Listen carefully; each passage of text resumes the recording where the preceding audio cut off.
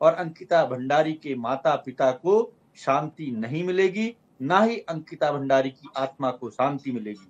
यद्यपि ये कोर्ट का आज का फैसला है, इस फैसले का हम सम्मान करते हैं और इस फैसले के बाद जो आरोपी हैं उनके पास मौके हैं आगे हाई कोर्ट और सुप्रीम कोर्ट में जाने के लिए। इसीलिए हम कह रहे हैं कि अभी अधूरा न्याय है, आगे क्या होगा कुछ कह नहीं सकते हैं। हाँ, सरकार अपने वीआईपी को बचाने में कामयाब रही है, ये हम कह सकते हैं। 900 आप लगा लीजिए, इन्होंने कहा कि हमने 97 गवाह प्रस्तुत किए थे अभियोजन पक्ष में जो सूची गवाह थे। हाँ। उन 97 गवाह में से केवल 47 गवाह परीक्षित किए गए माननीय न्यायालय में। हाँ। केवल 47 गवाह परीक्षित किए गए। तो आप लगा सकते हैं कि 50 गवाह न्यायालय में गए ही नहीं, उनको अभियोजन प्रस्तुति नहीं कर पाया। तो आप देख रहे हैं न्यायालय के सामने जो रिकॉर्ड पर चीजें होती हैं उसी पर उन्होंने अपना आदेश दिया है। आदेश अच्छा है, इसमें हम कोई टिप्पणी नहीं कर रहे हैं, इसका सम्मान कर रहे हैं ऑर्डर का। हाँ। लेकिन न्याय अधूरा है, हम इसलिए कह रहे हैं क्योंकि वीआईपी अभी खुला घूम रहा है। ठीक है, आपने कहा कि आदेश ठीक है, लेकिन कुछ सवाल जो आपने रखे हैं, ठीक है, उन सवालों का जवाब हम भारतीय जनता पार्टी से ले लेंगे। लेकिन उससे पहले मैं शांति प्रसाद भट्ट जी के पास जा रहा हूँ, यूकेडी के उपाध्यक्ष हैं। भट्ट जी, आपकी क्या प्रतिक्रिया आज के जजमेंट पर? देखिए रवि जी, आज तीनों अपराधियों को उम्र कैद की सजा मिली। स्वागत योग्य है, क्योंकि न्यायालय के समक्ष जो रिकॉर्ड रखे गए उसके आधार पर ये प्रथम दृष्टया सीधे दोषी थे, इनको सजा मिल गई। हाँ। अब वही बात पैनल में बैठे सभी लोगों ने जो शक किया है, अब सवाल ये खड़ा होता है कि ये हत्या हुई क्यों। नाम वीआईपी का आया, वीआईपी आज तक भी बाहर है। दूसरा, साक्ष्य मिटाए गए, साक्ष्य मिटाने वाले वो भी बाहर हैं। गवाह पूरे नहीं गए। और हत्या के केस में प्राय देखा गया है कि बहुत महत्वपूर्ण होता है मौके वारदात की गवाही। मौका वारदात की गवाही है नहीं।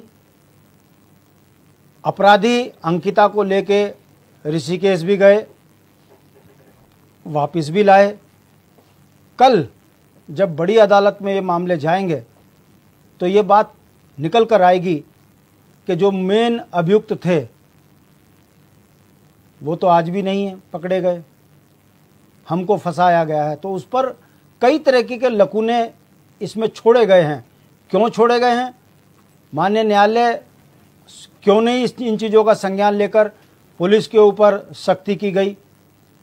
यदि पुलिस पर न्यायालय का दबाव बनता तो निश्चित रूप से वीआईपी भी बाहर निकल कर आता। हम इस मामले को लेकर हम सुप्रीम कोर्ट तक गए कि जिस दिन की ये घटना है उस दिन से 2 दिन पहले वरंतरा में कौन कौन से फ़ोन एक्टिव थे उनको तलब किया जाए। वो नहीं हुआ। हमने कहा कि जिस वीआईपी का नाम अंकिता की मां ले रही है उनको पकड़ा जाए, उनसे उगवाई की जाए कि भाई उगलवाया जाए कि तुम वीआईपी, तुम्हारा नाम आ रहा है। वो नहीं हुआ। जिसने सबूत मिटाए उन्होंने चीख चीख कर टीवी चैनलों में कहा कि मुझे सूबे के मुखिया ने कहा, मैंने उधेड़ दिया। चलो, तुमने बुलडोजर चलवाया, बुलडोजर चलाने वाले के बयान हैं कि मुझे विधायक यमकेश्वर ने कहा, मैंने तब चलाया। और साक्ष्य हैं कि वहाँ की चद्दर बेडशीट को जो है निकालकर पानी में फेंका गया। आम गांव वालों ने जो बातें बोली उससे सीधा लग रहा था कि साक्ष्य मिटाए गए। इतनी बड़ी चूक कैसे हो गई कि पुलिस ने साक्ष्य मिटाने वालों को पार्टी नहीं बनाया? तो रवि जी, क्या नहीं लगता आपको कि बड़ी उससे साजिशन अपनी पार्टी के को दाग से बचाने के लिए आपने विधायक को पर कार्रवाई नहीं होने दी, अपनी सत्ता का दुरुपयोग किया? लेकिन इसमें एक सवाल ये भी है ना, जब सीबीआई जांच की बात की जा रही थी, कोर्ट ने तो पुलिस की जो पूरी जो कार्रवाई थी उसको सही ठहराया कि पुलिस बहुत ठीक ढंग से काम कर रही है, इस वजह से खारिज किया गया था उसे। तो मैं यही तो कह रहा हूँ, तो फिर पुलिस ये क्यों नहीं बता पाई कि वीआईपी कौन है? और फिर पुलिस वीआईपी एक दरवाजे को, कमरे को बता रही है, तो क्या एक कमरे के चक्कर में एक बिटिया की हत्या हो गई? क्या मजाक है जांच में? पुलिस पर स्वतंत्रता होती तो अपराधी सारे पकड़ में आते। मैं आपके माध्यम से पूछना चाहता हूं, अपराधी के साथ देने वाला अपराधी होता है कि नहीं होता?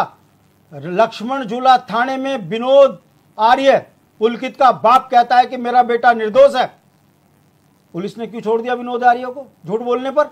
वो अपराधी का साथी था, सह अभियुक्त क्यों नहीं बनाया? क्योंकि वो भाजपा का राज्य मंत्री था।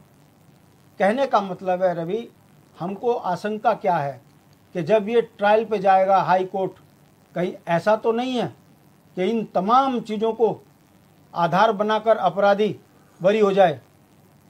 क्यों? ठीक है। क्योंकि जब वीआईपी को पुलिस नहीं ढूंढ पा रही है तो उत्तराखंड की मुख्य पुलिस की कार्रवाई पर सवाल तो खड़े होते हैं। न्यायालय के पास तो जो रखोगे उसको आधार बनाकर न्यायालय ने तो अपना काम खत्म कर दिया, मगर जो सवाल तैर रहे हैं साक्ष्य मिटाने वाले विनोद आर्य और वीआईपी, जब तक इनके ऊपर कार्रवाई नहीं होगी, उत्तराखंड क्रांति दल के नेता होने के नाते हमारा यह मानना है कि अंकिता भंडारी बिटिया को अभी पूर्ण न्याय नहीं मिला। हम लड़ाई जारी रखेंगे और हाई कोर्ट में इस बात को लेकर जरूर जाएंगे कि 3 अपराधी बचने नहीं चाहिए। इन बिंदुओं पर छूट हुई है पुलिस की, इसको संज्ञान लिया जाए और इसकी पुनः जांच की जाए। ठीक है संजीव जी, आज के जजमेंट पर प्रतिक्रिया, साथ ही विपक्ष के सवाल भी हैं और कुछ चिंताएं भी हैं, उस पर भी जवाब। रवि जी देखिए, गोलू देवता की न्याय की भूमि देवभूमि उत्तराखंड में आज बेटी अंकिता का जो निर्णय आया है अदालत के द्वारा, वो उससे हम पूरी तरह संतुष्ट हैं और न्यायपालिका का हम सम्मान भी करते हैं, उनके फैसले का भी सम्मान करते हैं, क्योंकि आज दोषियों को उनके अंजाम तक पहुंचाने में एक बहुत बड़ी भूमिका जिस प्रकार से सरकार के द्वारा जब भी ये प्रकरण हुआ उसके 24 घंटे के भीतर तीनों अपराधियों को जेल भेजने का काम हुआ, गिरफ्तार किया गया, उनकी तमाम चल अचल संपत्ति को